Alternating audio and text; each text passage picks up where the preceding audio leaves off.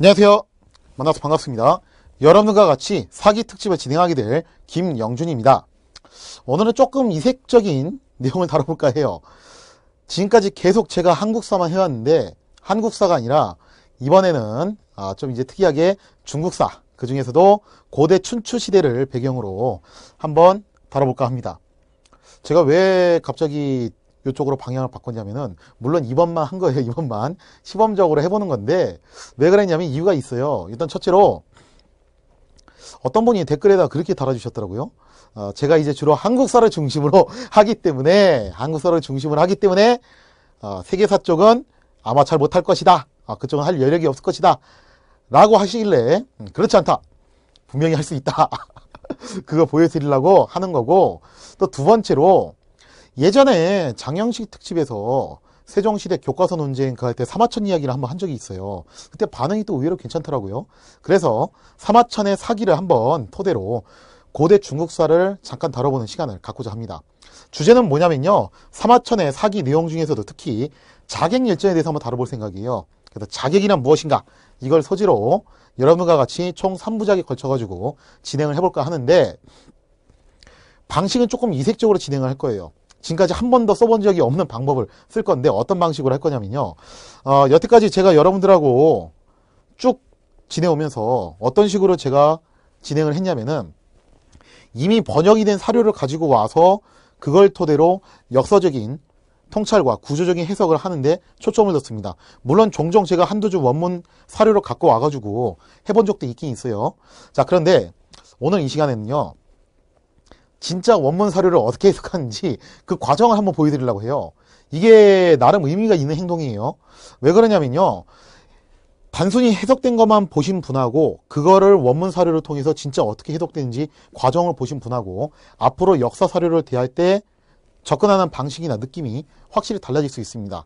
그 다음에 또 한 가지 더, 이거 좀 약간은 추억팔이가 있긴 한 건데, 무슨 얘기냐면요, 이미 역사학과에 진학하신 분은 아실지도 몰라요. 근데 혹시라도 역사학과에 진학하고자 희망하시는 분, 그죠? 그런 분들은요, 잘 들어두세요. 여러분들 역사학과 들어가면은 처음에 뭐 배울 것 같아요? 고등학교 때 뭐 했던 것처럼 고조선부터 시작해가지고 쭉 현대 대한민국까지 왕조 순서대로 시간의 흐름에 따라서 그런 식으로 역사 배울 것 같죠? 그렇게 하는 게 아니라 처음에 가면 뭐 배우냐면요, 에드워드 카가 저술한 역사란 무엇인가 가지고 반년 동안 뭐만 하냐면은 역사란 무엇인가만 가지고 공부를 해요. 진짜 일단 그거부터 먼저 하고 난 다음에 본격적으로 시대순으로 끊어서 학기별로 수업이 들어갑니다. 그리고 역사학과를 나오려면 반드시 거쳐야 되는 과정이 있어요. 답사? 물론 답사도 해야 되는 거고, 그거 말고 또 뭐가 있냐면요, 바로 사료 강독이에요. 그러니까 원문 사료를 가지고서 해석을 할 줄 아느냐 못하느냐, 이게 또 중요한, 역사학과와 역사학과가 아닌 사람들 가르는 중요한 기준점이 된다는 겁니다. 물론 한자 잘하시는 분들, 그 다음에 특히 이제 뭐 중문과 나오신 분들도 할 줄은 알아요. 근데 그분들이 하는 방식하고 우리가 하는 방식하고 좀 차이가 있습니다. 가령 예를 들자면은, 여러분들이 역사학과에 들어갔을 때 중문과하고 역사학과하고 똑같은 글자를 봤을 때 이게 해석이 달라질 수가 있다는 거예요. 중문과에서는 말 그대로 문법적인 해석을 하는 거예요. 그리고 역사학과에서의 사료 해석도 분명히 문법적인 해석이 있긴 있지만, 그거 중요합니다. 그것도 여러분들한테 오늘 보여드릴 건데, 그것도 하기는 하지만 그 시대적인 배경에 맞는 뉘앙스의 언어들이 또 있어요. 그 해법, 해석이나 기법이 또 따로 있다는 겁니다. 그래서 여러분들이 그거를 정확하게 파악하지 못하면은 생동감이 있는 해석을 하기가 상당히 힘들어진다는 겁니다. 자, 그래서 오늘 이 시간에는요, 진짜 원문 사료 해석을 어떤 방식으로 진행을 하게 되는 것인지 그거를 조금 맛보기만 보여드릴 거예요.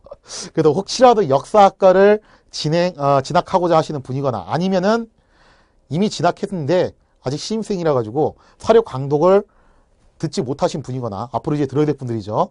그런 분들에게 이런 식으로 사료 강독이 진행이 된다라는 것을 여러분들한테 한번 보여주고자 하는 거고요. 왜 하필 자객열전이냐면은 날씨가 덥죠, 그죠? 더우니까 으스스한 자객 얘기하면서 남양 특집으로 해볼까 합니다는 농담이고, 이것도 이유가 있어요. 제가 처음에 역사학과 진학했을 때 사료 읽기라는 수업이요, 총 3번 있었습니다. 서양사 사료 읽기, 한국사 사료 읽기, 그 다음에 또 이제 동양사 사료 읽기 3개가 있었어요. 서양사 사료 읽기는 뭐래 쓰냐면은 원래는 라틴어로 쓰여진 원문 사료인데 그거를 이제 영어로 번역한 거예요. 그래서 그거를 가지고서 해독을 하는 건데 그거 진짜 어렵더라고요. 아니 영어가 지금 영어가 아니에요. 옛날 영어예요. 그것도.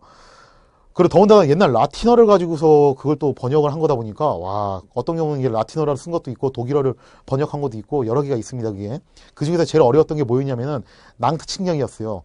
낭트칙령은 또 법령이잖아요. 그죠? 이거는 도대체 하는데 어디까지가 주어고 어디서부터가 목적어인지도 모르겠어. 그거 하다가 저 위장병도 걸렸어요. 진짜 너무 스트레스 받아가지고. 그 다음에 이제 한국사 사료 읽기도 어떤 걸 했었냐면은 고문서를 했어요. 주로 고려시대 걸로 했었는데 당시 이제 한국사 교수님이 고려시대 전공자셔가지고 고려시대 걸로 했었는데 실제 과거 급제했을 때 홍패가 어떻게 생겼나 그죠? 홍패 문구 내용 그 다음에 우리가 이제 관직을 받았을 때 그때 임명하는 임명장 그 다음에 이제 송과 외교를 갖다 할 때 보내는 외교 문서 이런 것들을 갖다 실제로 또 살펴보는 시간을 가졌습니다. 그것도 만만치 않았어요. 그나마 제일 무난했던 게 뭐였냐면은 동양사 사료 읽기였는데 동양사 사료 읽기가 바로 사마천의 사기 그 중에서도 자객열전을 가지고서 원문 사료로 해석하는 그런 시간을 가졌습니다. 사실 이것도 쉽진 않아요. 근데 제가 말씀드린 이 두 개에 비하면은 이게 그나마 쉬웠다는 거예요. 참고로 사마천의 사기 원문 사료를 해석할 정도가 되면은 우리나라 삼국사기나 고려사 조선왕조실록도 그럭저럭 하실 수 있을 겁니다. 절대 이것도 난이도가 쉬운 건 아니지만 앞서 말씀드린 것보다는 그래도 좀 낫더라. 근데 왜 하필 자격열전이냐 했을 때 물론 그때 당시에 제가 처음 했던 게 이거였기 때문에 자격열전이었기 때문에 그때 추억이 나서 요거를 선택한 것도 있고요. 또 하나는 당시에도 교수님이 그런 말씀을 하셨어요. 처음 수업 시작하기에 앞서서 한 학기 동안 자격열전 가지고서 사료강독 해석 수업을 할 건데 이 수업이 끝날 때 너희들은 대답을 할 수 있어야 된다. 무슨 대답을 할 수 있어야 되냐면 자격이란 무엇인가? 여기에 대한 대답을 할 수 있어야 된다. 그래서 한 학기 동안 단순히 사료 해석만 하는 게 아니라 자격이란 무엇인가에 대해서 한번 고민해보는 시간을 갖자라는 취지에서 그 수업을 진행을 했습니다. 그럼 마지막에 결국에는 그 결론을 들었어요. 듣고 나서 저는 상당히 감동적이었습니다. 자격이라는 것이 정말로 이런 의미로 다가올 수도 있구나. 여러분들은 자격이 뭐라고 생각하세요? 자격하면 떠오르는 게 뭐예요, 이게? 그냥 문자 그대로 가면은 찌를 자자에다 손님 객자예요. 찌르는 손님. 그러면 그거 암살자잖아. 그죠? 킬러. 살인청부업자? 이게 일반적인 자객의 이미지고 또 직독직해하면 그렇게 나오는 건데 사실 사마천이 자객열전에 배열한 인물들이 총 5명이 있는데 그 5명의 인물들이 다 각양각색이에요. 그리고 또 이걸 단순 킬러로 볼 수 없는 사람들도 굉장히 많이 있습니다.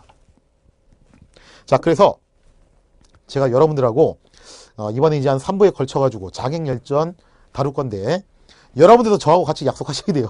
어떻게 할 거냐면은 이 3부가 다 끝나는 그 순간 여러분들도 자격이란 무엇인가에 대해서 나름대로 정의를 내리실 수 있어야 됩니다. 자, 그래서 이것을 같이 한번 고민하는 시간을 또 가졌으면 하는 생각에서 특별히 사마천의 자객열전을 제가 선정을 해봤습니다. 시작하기에 앞서서 일단 무대의 배경을 갖다 여러분들이 먼저 알아두는 것이 좋습니다. 실제로 저희는 역사학과에서 공부를 하실 때는요. 여러분들은 번역가는 아니에요. 엄밀하게 말하면은. 역사과 학생들 혹시 이 내용 듣고 계시면은 잘 알아두세요. 여러분들 번역가가 아닙니다. 절대. 단순 번역은 중문과가 훨씬 잘할 수 있어요. 근데 역사학과에서 하는 것은 그 사료 해석은요. 단순 번역을 말하는 게 아니라 진짜 그 시대의 역사적 상황을 리얼하게 우리가 재구축을 해낼 수 있어야 되는 겁니다. 그러기 위해서는요. 제가 예전부터 계속 강조한 게 있어요. 어떤 사료를 접할 때 저자가 누구인가 그리고 그걸 쓰여진 시대가 누구인가 어느 시대였나 왜 썼나 이거를 파악할 수 있어야 됩니다. 그리고 그 역사 사료 안으로 들어갔을 때도 주인공이 있을 거란 말이에요. 지금 여기서는 자객이 주인공이죠. 그 자객들이 살았던 시대는 어느 시대였나 이 배경을 알아두는 것이 굉장히 중요합니다. 자, 그래서 사마천의 사기에 대해서 다룰 거기 때문에 여러분들이 기본적으로 사마천이 누구인가 사기는 어떻게 쓰여졌나 그리고 왜 사기를 썼는가 이거를 여러분들이 알아둘 필요가 있습니다. 여기에 대해서는요 이미 제가 설명을 한 적이 있어요. 언제 설명을 했냐면은 네이버에다 검색해 보세요. 장영실 탑그레이드 치면은 쭉 뜰 건데 그 중에서 세종시대 교과서 논쟁 제1부 사마천은 왜 고자가 되었는가 그거 보시면요 사마천과 사기에 대해서는 제가 이미 충분히 다 설명을 해놨습니다. 자, 그래서 그거를 여러분들이 참조를 해주시고 지금 이제 배경 백그라운드 설명하기 위해서 간단하게 중국 역사를 한번 훑어보도록 하겠습니다. 자, 중국은 이제 황하 문명에서부터 시작을 해가지고 뭐 양치강 문명도 있었다고 하는데 그냥 심플하게 황하 문명으로 얘기를 하겠습니다. 거기서부터 시작해서 최초의 국가라고 알려진 나라가 뭐냐면은 기원전 2070년경에 만들어진 하라는 나라예요. 자, 여기서 잠깐 좀 한 가지 말씀드릴게요. 저랑 오랫동안 보신 분들은 아마 아실 거예요. 제가 이런 표현 잘 안 써요. 명나라, 당나라, 송나라 이런 표현 잘 안 씁니다. 한번 가만히 생각해 보세요. 제가 그런 표현 쓴 적 있나? 왜 그런 표현을 안 쓰냐면은, 자, 보세요. 주라든가 당이라든가 명이라든가 원래 이런 글자는요, 그 안에 뭐가 포함되어 있냐면은 이미 나라라는 말이 포함되어 있습니다. 그렇기 때문에 만약에 명나라라고 하면요, 이거는 나라가 되는 거예요. 잘못된 표현법이라는 거예요. 가령 예를 들면은 우리가 미국이라고 하죠, 그죠? 미국에 이미 나라 국자 들어있어요. 우리가 미국이면 미국이라고 하지 미국 나라라고 안 한다는 거예요. 아니, 미국이면 미국이지 무슨 미국 나라라고 합니까? 그걸 갖다가, 그죠? 태국이면 태국이고 미국이면 미국이지 미국 나라 태국 나라 이런 표현 안 쓰듯이 당연히 하나라, 은나라, 주나라 이거 원래 잘못된 표현이에요. 그렇기 때문에 다소 어색하긴 하지만 저는 그렇게 표현하지 않고 그냥 하면 하, 은이면 은, 주면 주 이런 식으로 표현을 할 거예요. 물론 어색할 수 있습니다. 그러나 여러분들이 이것 좀 참조를 해주시고요. 자, 첫 번째 국가가 바로 하라는 왕조인데, 물론 요거는 좀 이제 의견이 분분해요. 진짜 저게 실존했던 나라냐 했을 때 아직 뭐 뚜렷하게 실체가 완전히 밝혀지지 않았기 때문에 반쯤 전설에 묻혀있는 나라라고 볼 수 있습니다. 중국 신화에 보면 이제 요순 임금이 있죠, 그죠? 중국 최고의 태평성대라고 알려져 있던, 사실은 상상의 시대, 그죠? 그 요순 임금 시대 뒤에 바로 누가 왕이 되냐면은 우 임금이 왕이 됩니다. 이 우 임금은 황하치수에 굉장히 큰 공이 있는 사람이죠. 그래서 하라는 왕조를 만들었는데 이 하가 나중에 시간이 흐르면서 거랑이 나타납니다. 폭군의 대명사예요. 이 거랑이 나타나서 여색이 심취해요. 누구하고 그렇게 사랑에 빠지냐면은 말희라는 여자하고, 중국의 그 경국지색으로 유명하죠, 그죠? 말희라는 여자하고 사랑에 빠지면서 폭군이 됩니다. 사실 여자는 잘못이 없어요. 그냥 자기가 잘못한 겁니다. 이거는 폭군이 됐는데 그 폭군이었던 거랑을 몰아내고 은이란 나라를 만들었던 사람이 누구냐면 바로 탕왕이에요. 기원전 대략 1600년경에 만들어진 나라인데, 사실 연도는 여러분들이 그냥 대략적으로 참조만 하세요. 연도에 대해서는 원래 설이 좀 많이 분분하니까. 탕왕이 이제 만들었던 나라가 사실 이제 종명은 원래는 상족이에요. 그래서 이제 상이라고도 하는데, 나중에 이제 유적지가 은허로 이제 발견이 되고, 그 다음에 나중에 이제 은이라는 곳에서 이제 이름을 쓴 적도 있기 때문에 상과 은이라는 용어를 서로 같이 병행해서 쓰는 경우가 많습니다. 그래서 뭐 상, 은 두 개가 같은 나라를 지칭한다. 그렇게 알아두시면 되고요. 나중에 은 같은 경우는 마지막에 유명하죠, 그죠? 우리가 이제 폭군의 대명사는 걸주잖아요, 걸주, 그죠? 거랑은 하의 마지막 왕이었고 주왕은 은의 맨 마지막이었습니다. 그리고 그 주왕이 사랑에 빠졌던 여자가 있으니 그게 누구냐면 바로 달기예요. 또 경국지색이죠, 그죠? 다시 언급드리지만 여자는 잘못이 없어요. 사실 이거는 왕이 잘못한 겁니다. 아니 뭐 말은 똑바로 해야지, 왕이 잘못한 거지 왜 여자한테 핑계를 대, 그죠? 자, 아무튼 간에 이 주왕이 폭정을 일삼다가 결국 주의 무왕이 은의 주왕을 몰아내고 그 유명한 은주 역성혁명을 일으키게 됩니다.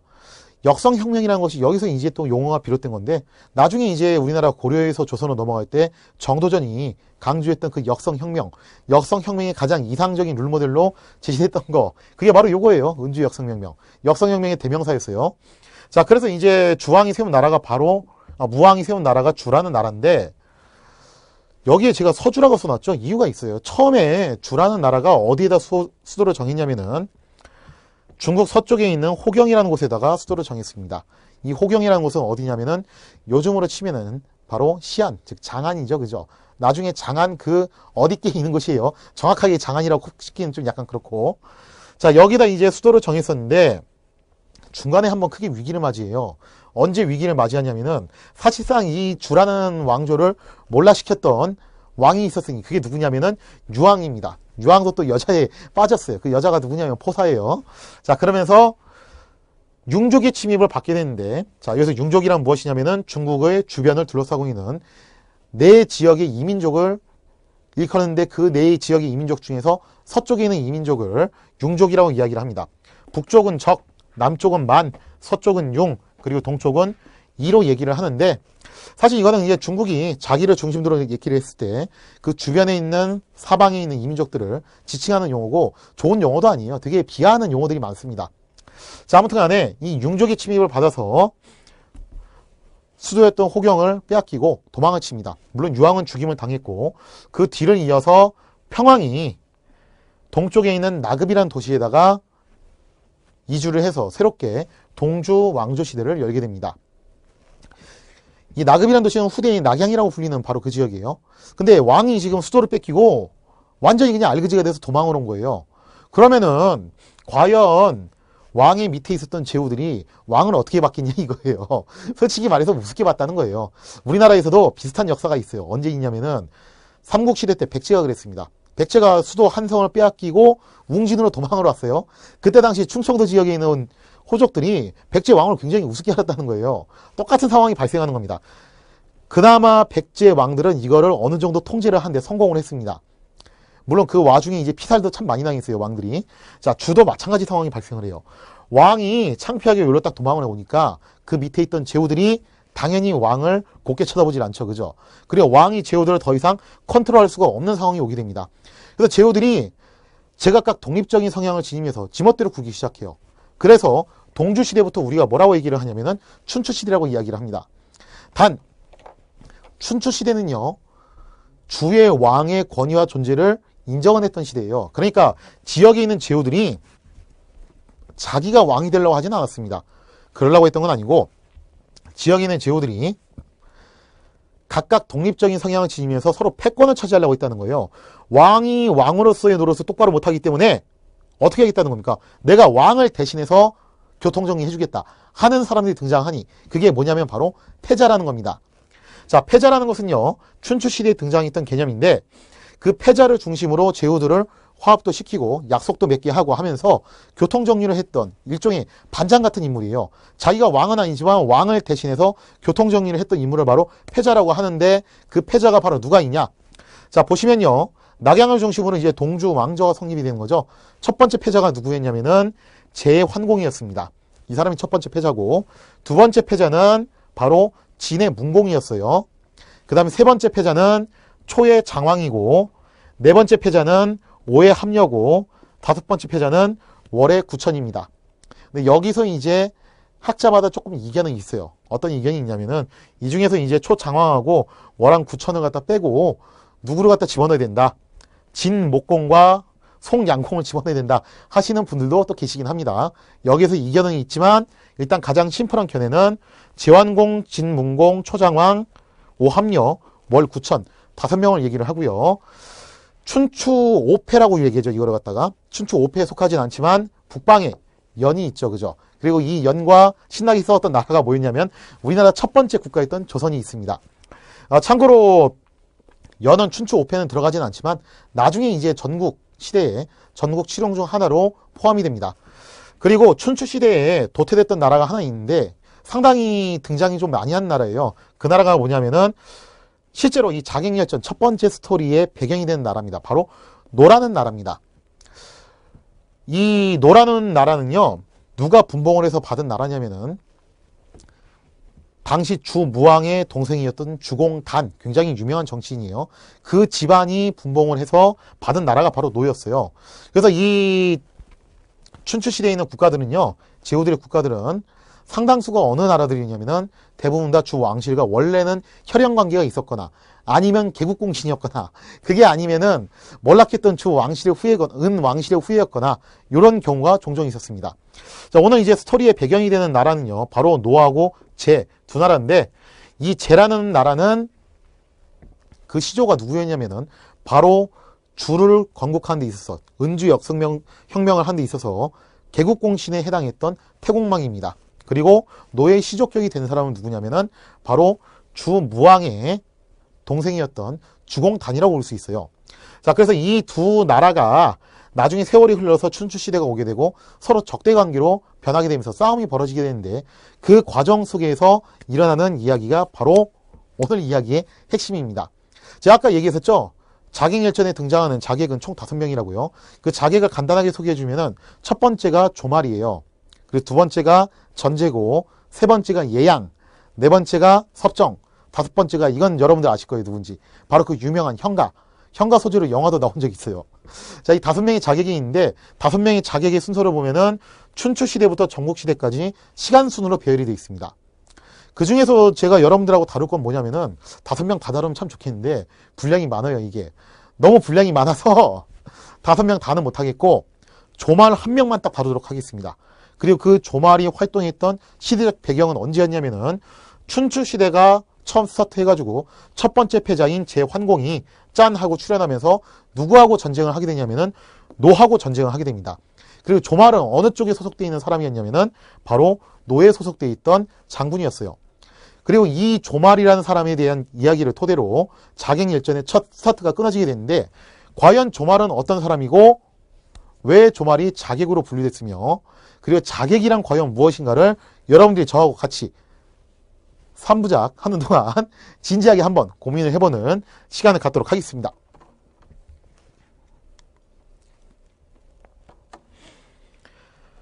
자, 그럼 본격적으로 자객열전 시작하도록 하겠습니다. 예전에 한번 설명한 건데 그래도 한 번 더 복습 차원에서 이야기를 할게요.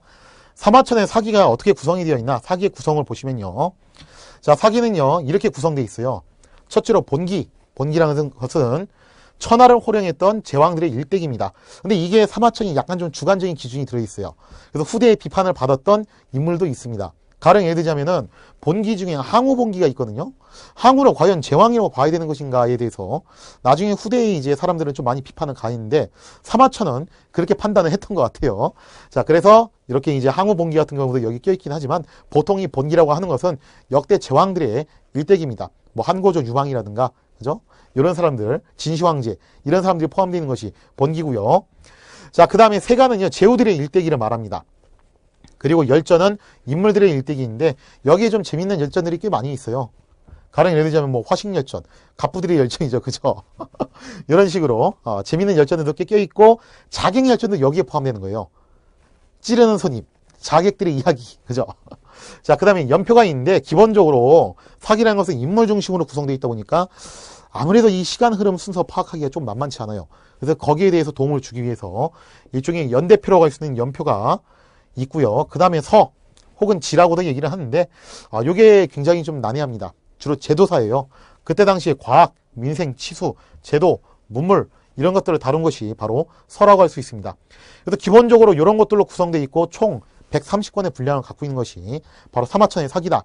관련된 좀 더 자세한 내용은 옛날에 제가 이미 한 적이 있기 때문에 그 내용을 한번 확인해 보고 오십시오. 자, 그럼 본격적으로 보도록 하겠습니다. 보시면요 이쪽이 원문이고 그 다음에 노란색으로 제가 한 게 발음이에요.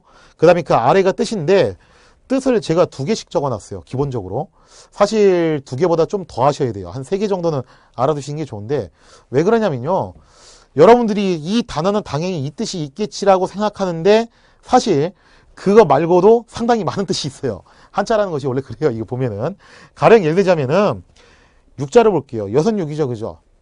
당연히 여선육으로 알고 있고 그 외에는 뜻이 없을 거라고 생각하는데 무슨 뜻도 있냐면 죽이다라는 뜻도 있습니다. 이런 쪽으로 사용한 적도 있어요. 또 여기에는 없지만 어떤 것도 대표적으로 이런 예시가 드냐면은 아홉구자. 여러분들은 아홉구자라고 하면은 당연히 9번이라는 생각을 하기 쉬운데 실제 역사에서는 아홉구자가 9번이라는 뜻 말고도 어떤 뜻으로 많이 쓰냐면은 무지하게 많다 이런 뜻으로 써요. 예를 들자면 구전구승이라고 하면은 물론 9번 싸워서 9번 이겼다는 말일 수도 있어요. 그거는. 근데 구전구승은 어떤 뜻으로 쓸 수 있냐면은 무지하게 많이 싸워서 무지하게 많이 이겼다. 연전연승으로 바꿔서 쓸 수도 있습니다. 자, 그래서 한자라는 것을 여러분들이 진짜 제대로 사료해석을 하시려고 한다면은 뜻을 하나만 아시면 안 되고 최소한 2개에서 3개 이상은 알고 계시는 것이 도움이 될 것이다 라고 이렇게 먼저 말씀을 드립니다. 자, 그럼 보도록 하겠습니다. 사기, 권, 86. 자, 여기서 보면은 권이라는 단어가 나와 있죠. 권이 무슨 뜻이냐면 말다, 감다예요. 말다, 감다. 그러면 둘둘둘 말았다는 건데 이상하지 않아요? 우리가 생각하는 책은 네모 반듯한 거고 책꽂이 이렇게 꽂는 거잖아요. 근데 왜 그거를 말다라고 했을까? 옛날 사람들은 책을 갖다가 둘둘 말아가지고 꽂았을까? 자, 잘 생각하세요. 사마천이 살았던 시기에는 아직 한지가 없었습니다. 이때 당시 종이는 뭐였냐면은 대나무 주간에다가 글자를 새기는 거예요. 그걸 연결시켜가지고 마치 두루마리 종이처럼 만든 건데 당연히 이거를 넣을 때 어떻게 넣겠어요? 말아서 넣은 거예요. 그러니까 이런 역사적인 배경을 알아야지만이 여러분들이 좀 더 리얼하게 사료를 해석할 수 있습니다. 결국 우리가 알고 있는 책 한 권, 두 권의 개념이 어디서 파생됐다? 종이로 된 책을 갖다가 이렇게 찝어서 넣어놓은 것에서 파생된 게 아니라 그거보다 더 옛날 두루마리 주간을 갖다 둘둘 말아가지고 꽂아 넣은 곳에서 파생된 게 바로 권이라는 단어입니다. 사기 권 86이에요. 즉, 총 130권의 사기 중에서 그 중에서 86권이라는 이야기고 자객열전입니다. 그 안에 있는 내용을 구체적으로 봤을 때 자객열전, 즉 열전 70권 가운데서 제26입니다. 26번째 권이 바로 자객열전이에요. 자객열전이라는 것은 무슨 뜻이겠어요? 찌르는 손님, 자객이죠. 그죠? 찌르는 손님들의 이야기를 배열해서 전한다는 거예요. 순서대로 배열해서 전한다. 여기서 말하는 순서는 시간의 순서입니다. 그래서 아까 말씀드렸죠. 춘추에서 전국까지 시간 순서대로 쭉쭉쭉 배열이 되어 있었다. 그 중에서도 첫 번째 인물은 조말이고 이 조말은 춘추시대가 이제 막 개망됐을 때 그때 당시 인물입니다. 과연 그럼 이 조말이라는 인물은 어떤 인물인가? 사례를 통해서 우리가 한 번 더 살펴보도록 하겠습니다. 일단 먼저 말씀드릴 게 뭐냐면요. 제가 여기 밑줄 그은 것들 있죠. 그죠? 그거는 인명이나 지명이에요. 인명이나 지명이기 때문에 제가 따로 밑줄을 그어서 미리 여러분들께 이렇게 표시를 해드리도록 하겠습니다. 자, 그러면은 본격적으로 보면 이래요. 조말, 자, 노 있냐. 일단 여기까지 끊을게요. 조말은 이게 지금 현재 인명 아니면 지명인데 과연 인명일까 지명일까? 그죠? 그리고 그 뒤에 자라는 단어가 나와 있습니다. 이게 놈자자인데 이게 문제는 사람한테도 쓰고 장소에다도 쓰고 사물에다도 쓴다는 거예요. 그러면은 여기까지만 봐서는 조말이 사람인지 인물인지 장소인지 아직은 좀 확실하지 않아요. 물론 제가 조말이라는 사람이라고 아까부터 얘기를 했기 때문에 여러분들이 조말이 사람인 줄 알고 있지만 처음 보신 분은 모를 수도 있다는 거예요. 자, 그 뒤에 뭐라고 되어 있냐면은 노 있냐. 여기서 말하는 노는 아까 말씀드린 그 춘추 시대에 있었던 나라 중 하나입니다. 그러면은 노라는 지역이 나왔고 그 뒤에 있냐 사람이 나왔죠. 그죠? 그러면은 이 조말은 뭐겠습니까? 당연히 사람입니다. 즉 해석을 하면은 조말이라는 사람은 노의 사람이다인데 자, 여기서 일단 여러분들이 포인트를 잡아두실 게 몇 가지 있습니다. 첫째로 단순히 이렇게 해석하고 끝내면 이건 중문과고 여기서 우리가 역사적인 의미를 파악해야지 역사학과라고 하는 거예요. 자, 역사적인 의미를 파악해보면은 이 놈자자를 도대체 왜 조말 뒤에다 썼냐 이거예요. 여러분들이 그거 생각해 봐야 돼요. 이거 놈자자 없으면 말이 안 될까요? 놈자자 없으면 어떻게 해석되는 줄 아세요? 그냥 이렇게 하면 돼요. 조말은 노 사람이다. 문제 있어요? 없어요? 놈자자 집어넣으면 이렇게 돼요. 조말이라는 사람은 노 사람이다. 아니 놈자자가 들어가나 빠지나 상관이 없어요. 근데 사마천이 왜 조말에다가 놈자자를 붙여줬냐 이거예요. 한번 생각을 해보자 이거예요. 사마천이 바보가 아니에요. 그 시대 최고 지성인입니다. 더군다나 이거 쓸 때 주간에다가 칼로 파면서 쓰는 건데 아니 사마천이 뭐 힘이 남아돌아? 이걸 갖다 일부러 쓰게? 쓰는 데는 이유가 있다는 거예요. 다 아무런 이유 없이 글자를 마구잡이로 집어넣지 않습니다.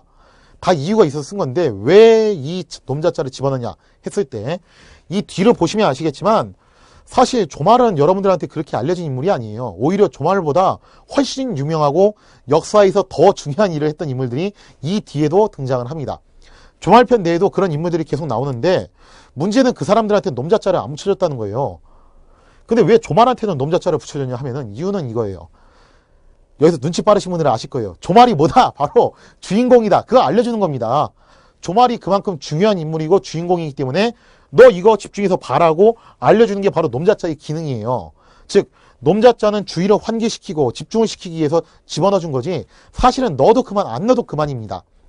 자, 그래서 놈자자가 들어가는 순간 조말이라는 인물은 현재 이 시점의 이 이야기에서 가장 중심이 되는 인물이라는 것을 사마천이 여러분들한테 힌트를 딱 던져주는 것이다 라고 알아두시면 될 거고요.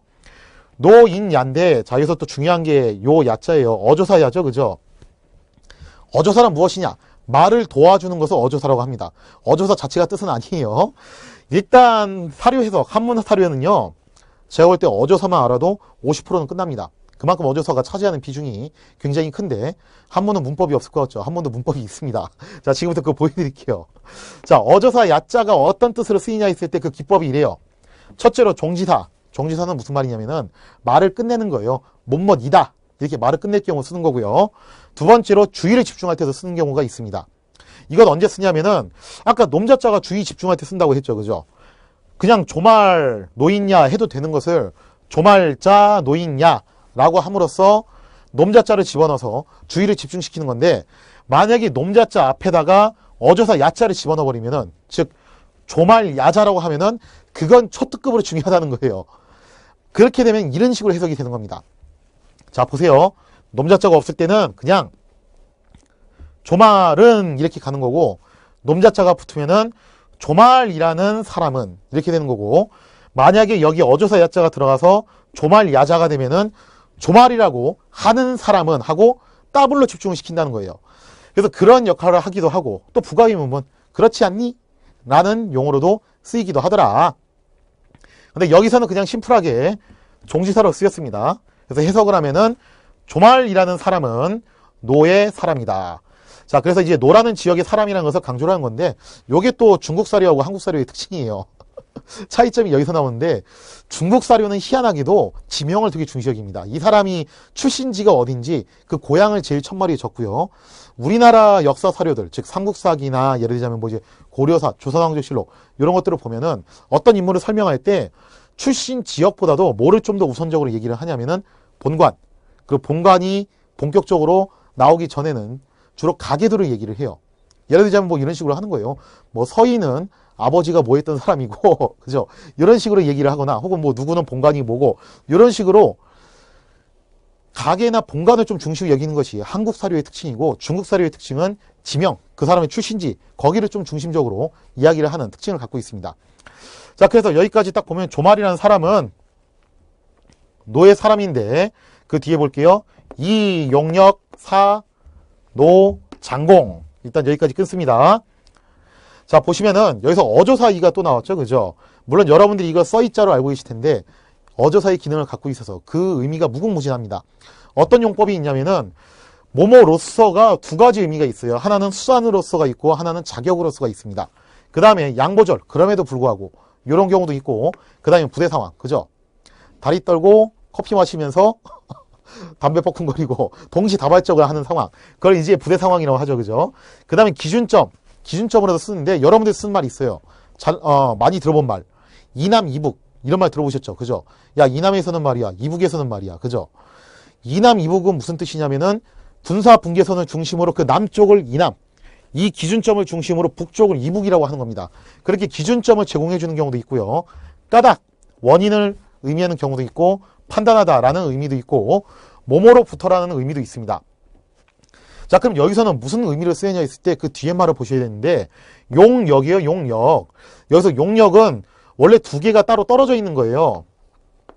즉 용은 용감하다는 뜻이고, 역은 힘을 말하는 겁니다. 즉 용감하다는 측정이 불가능한 무형의 능력과, 힘이라는 것은 그래도 좀 나름 측정이 가능한 거죠. 그죠? 무거운 돌을 얼마큼 들 수 있냐, 혹은 병장기를 얼마큼 잘 다룰 수 있냐, 달리기 얼마큼 빠르냐. 그죠?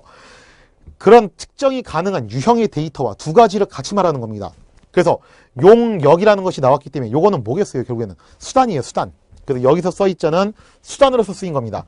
용역으로서가 되는 거예요. 용역으로서 섬겼는데 누구를 섬겼냐면은 노의 제후였던 장공을 섬겼습니다. 참고로 장공은 기원전 693년에서 662년까지 제후로서의 임기를 가졌던 인물이에요. 출생 연도는 아니고 일종의 제위 기간입니다.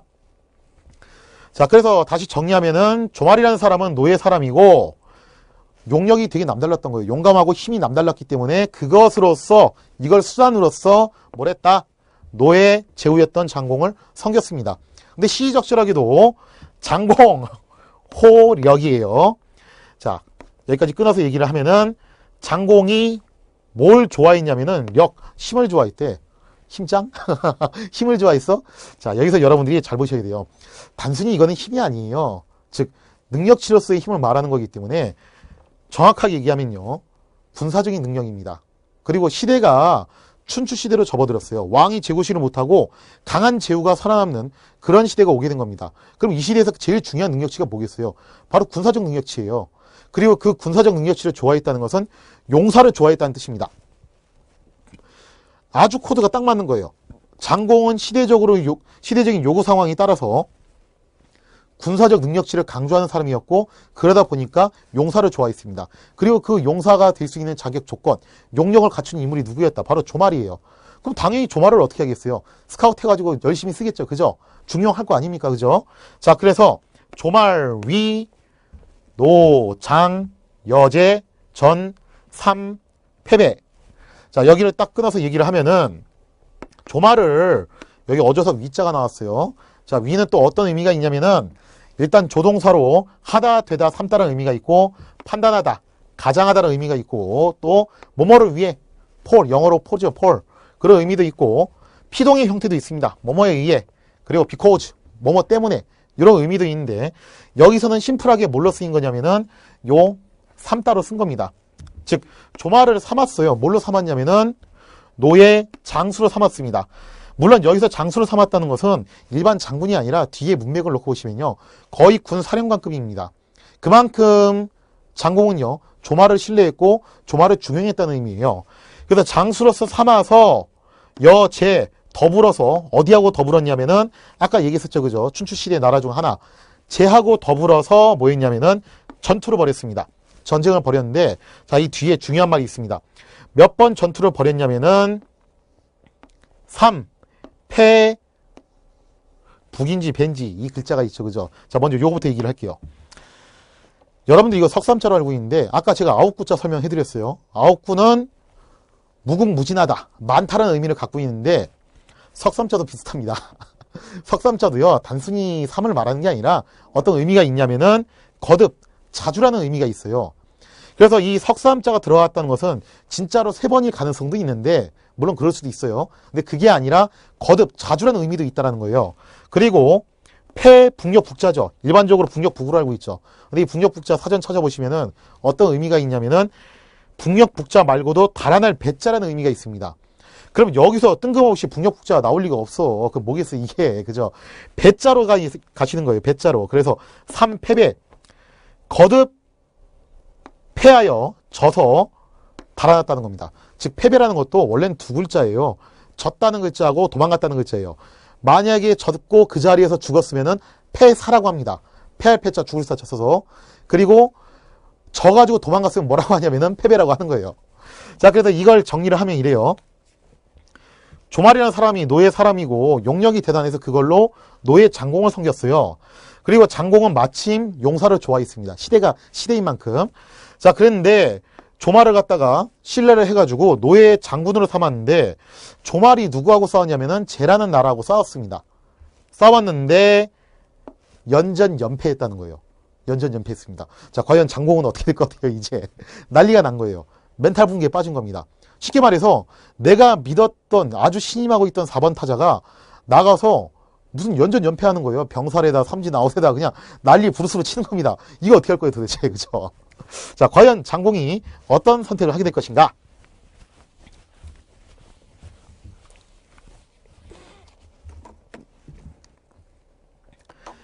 이어서 보시면요, 노, 장공, 구, 내, 헌, 숲, 지지, 이화. 자, 일단 여기까지 끊을게요. 자, 노, 장공이 구, 두려워했어요. 아니 그렇잖아요. 자기한테 있어서 회심의 필살기 4번 타자인데 연전연패를 했다. 이거 어떻게 할 거냐, 그죠? 두려워해서 어떻게 했냐 했을 때 그 뒤에 이의 내자가 있죠. 사실 이 이의 내자도 어조서의 역할을 하고 있습니다. 자, 이의 내자 어떤 역할을 하고 있냐? 우리가 일반적으로 알고 있는 게 뭐냐면은 이의, 곧 이런 의미도 있지만 조금 이제 특이한 용법으로 뭐가 있냐면요, 말에서 행동으로 넘어갈 때, 가령 예를 들면 야, 내가 너한테 사탕 줄게 하고 사탕을 줬다, 직접적으로. 이렇게 이럴 경우에 이의 내자가 들어가는 경우가 있고, 그 다음에 지각동사에서 행동으로 넘어갈 경우, 지각동사는 사람이 느끼는 감정들이잖아요, 그죠? 거기서 행동으로 넘어갈 때 역시 이의 내자가 들어갑니다. 여기서는 어떤 용법으로 쓰인 거냐면 바로 요 용법이에요. 자, 보세요. 노 장공이 두려워했어요. 이게 두려움을 느꼈기 때문에 EN의 자 뒤에 그 결과물이 나온다는 겁니다. 즉 EN의 자를 기준으로 앞에가 원인이고 뒤에가 결과인 거예요. 과연 어떤 결과물이 나왔냐 했을 때 헌 받치는 거죠. 그죠? 뭘 받치려고 했냐면은 수읍은 지명입니다. 수읍 지지. 자, 여기서 또 지자가 나왔네요.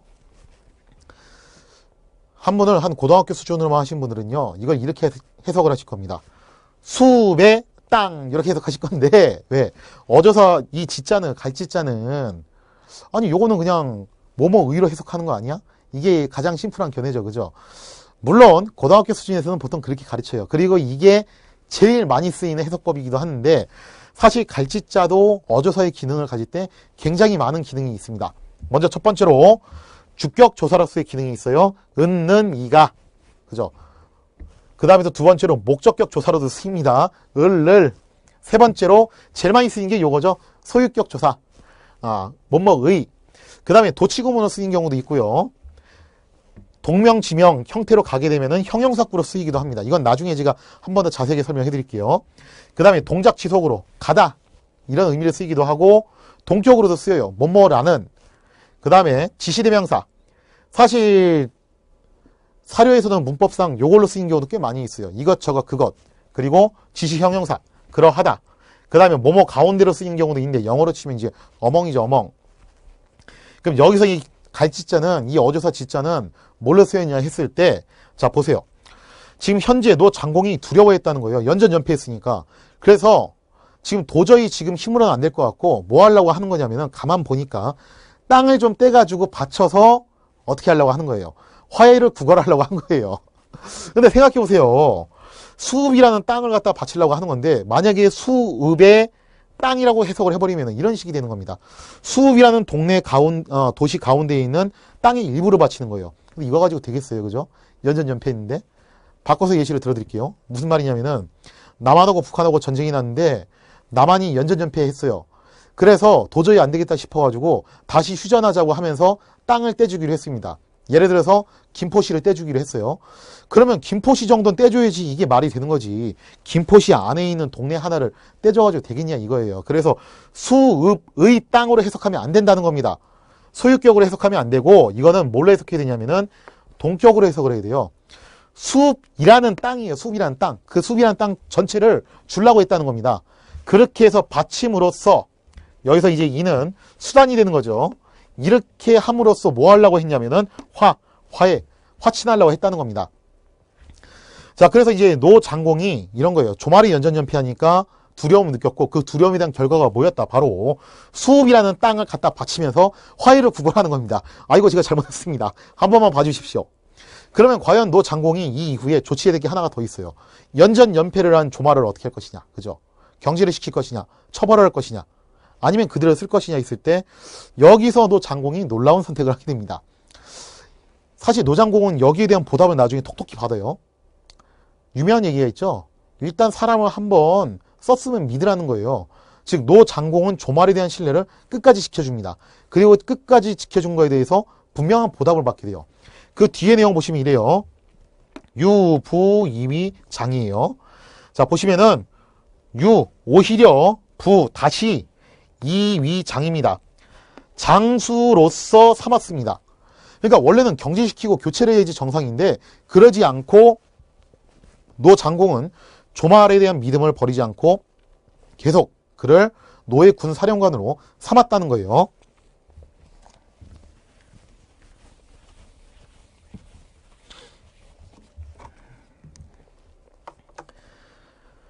자, 그 다음에 이제 어떻게 되냐 했을 때, 이제 새로운 뉴페이스가 등장하죠. 제환공이 나오네요. 그죠? 아까 말했던 첫 번째 패자, 제환공이 등장을 하는데, 제환공이 허락했습니다. 그래, 알았어. 오케이. 그 정도 조건이면 내가 해줄게. 자식, 내가 봐준다. 허락해가지고, 어떻게 했냐면은, 노하고 함께, 회를 했습니다. 모여서, 맹이에요. 자, 제환공이 허락했어요. 그래서 노하고 함께 모였는데 여기 어조서 우자가 나와 있죠. 그죠? 뭐뭐에서 뭐뭐까지 뭐뭐에게 뭐뭐부터 혹은 비교급으로 쓰이기도 하고 영어로 두하고도 비슷한 용법으로 쓰이기도 해요. 그 다음에 피동, 시간 앞에 조사, 장소 앞에 조사 여러 개가 있는데 여기서는 심플하게 일단 이거 가라는 곳은 지명이에요. 그렇기 때문에 여기서는 가라는 땅에서, 그죠? 뭐뭐에서로 이제 쓰인 겁니다. 가에서 모였어요. 모여서 마리을 이자라는 어조사가 들어있죠. 그죠? 자, 마리을 이자 어조사인데 마리을 이자 어떤 역할을 하냐? 일단 순접이 있습니다. 영어로 치면 and죠, and. 그리고 역접이 있어요. 영어로 치면 but. 그러나예요. 그 다음에 부대 상황, 너라는 의미도 있고, 그 밖에 통용자로 쓰이기도 해요. 이 통용자는요, 요거는 이제 학자들의 견해를 따르는 수밖에 없습니다. 사실 뭐 어디에 그렇게 사전이나 문법 정의에 확실하게 명시되어 있는 게 아니고 아주 오랫동안 사료를 보신 분들만 터득한 거예요. 할 수 없이 이제 그분들 의견을 따라야 돼요. 그래서 제가 알고 있는 한 마리을 이자는 써있자나 혹은 이제 여자 그리고 즉자하고 같이 통용을 하더라. 요 정도 제가 알고 있는데 여기서는 이제 어떤 용법을 쓰였냐면 순접으로 쓰였어요. 제환공이 허락해서 노하고 같이 모였습니다. 어디서 모였냐면은 가라는 땅에서 모였어요. 제가 아까 얘기했었죠. 주의 왕을 대신해서 반장 노릇 하는 사람이 나오기 시작한다고요. 그 반장 노릇 하는 사람이 중요하게 해야 되는 게 뭐냐면은 제후들을 소집해가지고 서로 약속 맺게 하는 거예요. 그걸 뭐라고 하냐면 회맹이라고 하는 겁니다. 근데 사실 회맹도 두 가지 동작이 한 단어에 들어가 있는 거예요. 일단 모여야 돼요. 안 모이면 소용이 없어. 모일 수 있게끔 힘을 갖고 있어야 됩니다. 그리고 모이고 난 다음에 그 결과물이 뭐냐면 바로 맹약속이라는 겁니다. 자, 그래서 요거는 순접, 그리고죠. 그죠? 그래서 제환공이 허락했습니다. 노하고 함께 가라는 땅에서 모여서 그리고 어떻게 했냐면은 맹약속을 했어요. 여기서의 약속은 뭐겠습니까? 아까 전에 노장공이 두려워한 다음에 하려고 했던 행동 있죠. 그죠? 수읍이라는 땅을 떼서 내주는 것. 그렇게 함으로써 뭐 하려고? 화친하겠다. 이 관련된 내용을 약속을 했다는 거예요. 자, 그러면은 가라는 땅에서 이미 회맹이 끝났어요.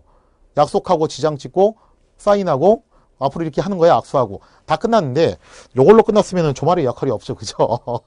조말의 역할이 없고 스토리가 이게 끝이에요. 이렇게 되면 그러면은 굳이 뭐 자객열전에 조말편이라는 게 있을 이유도 없어요. 이건 그냥 뭐 제환공 쪽에다 이야기를 집어넣으면 되는 부분인데 왜 여기서 이 이야기가 조말편에 들어가 있을까 라고 생각해 봤을 때 당연히 이 이후에 돌발 사태가 발생합니다.